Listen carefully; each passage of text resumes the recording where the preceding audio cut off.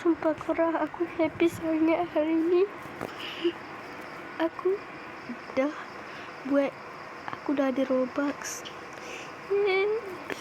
Sedih dan juga seronok korang. Ini tak percaya.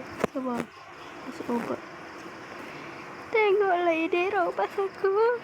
Aku dah buat sendiri.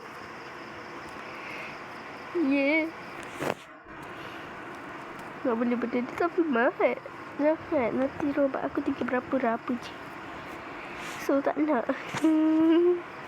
Korang cantik tak buat aku? Tolonglah bagi rank best hari ni. Avatar aku macam ni tau. Tapi kau tak tulis yang atas ni tu sendiri tak boleh ada. Tulis kat bawah mute macam ni apa. Tolonglah korang follow nama aku, Roblox aku dan juga nama YouTube aku. Aku harus start semalam buat video kat YouTube. Tolonglah ramaikan. Ni, tolonglah ramaikan sikit.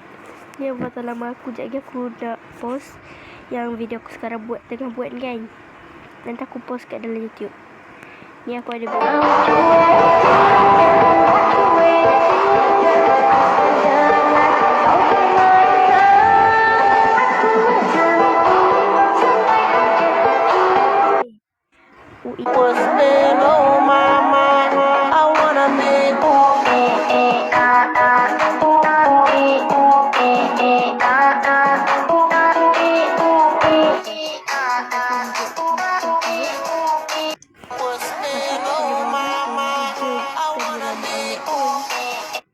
Okay, aku nak post dulu sekejap je. Cuma nak beritahu avatar aku dah ada Robux. Hehehe. Baik korang nak main game dulu. Tutup ya.